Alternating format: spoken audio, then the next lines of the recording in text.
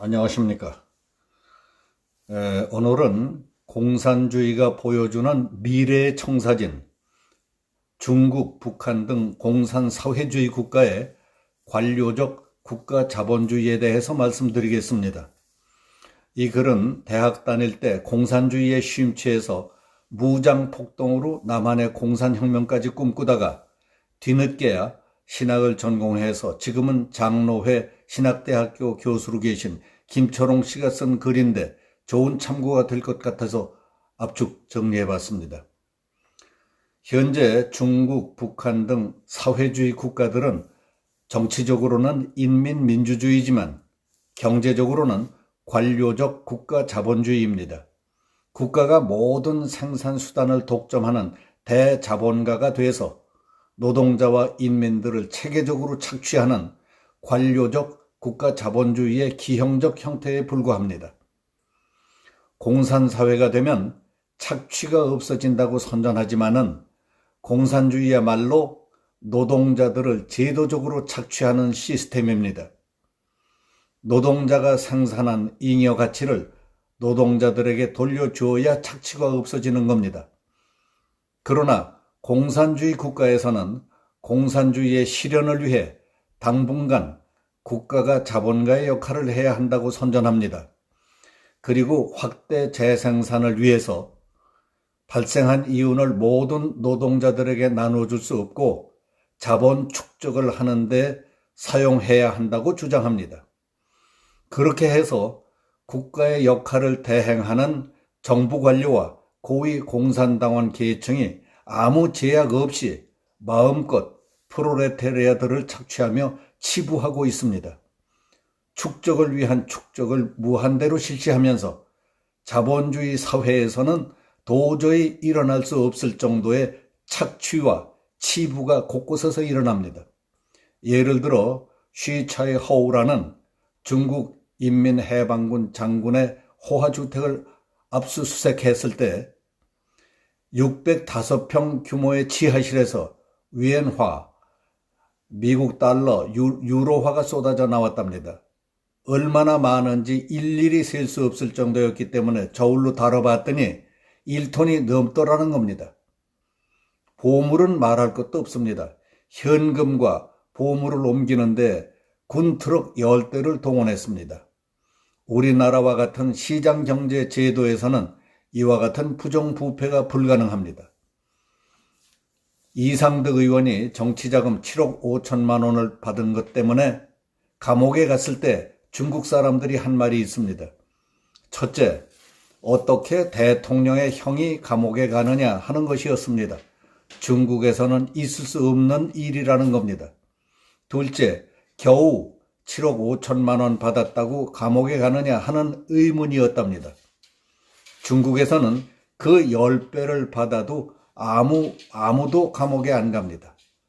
자본주의 체제는 부패를 방지할 수 있는 제도적 장치가 있고 그 기능이 작동하고 있습니다.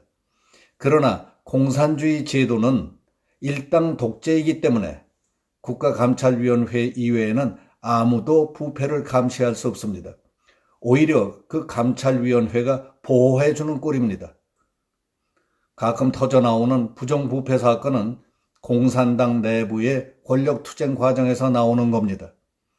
부패의 상징처럼 된 보시라이 전 충칭시 서기는 1조 5천억 원의 비자금을 갖고 있었다고 합니다.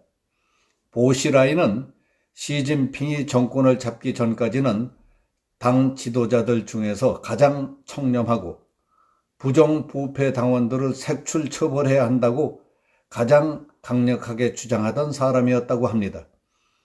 그런데도 그 정도였습니다. 이처럼 공산사회주의 국가에서는 사적 소유 제도를 폐지하고 산업을 국유화함으로써 국가의 부를 사적으로 마음껏 도둑질합니다. 그리고 개인은 그 집단과 공산 이념을 위해 살아가는 기계의 부속품으로 전락합니다. 그러니까 프롤레타리아 독재는 또 다른 절대 왕정에 불과합니다. 한 명의 왕 대신 왕 노릇을 하는 집단이 프롤레타리아를 노예로 부리는 독재입니다.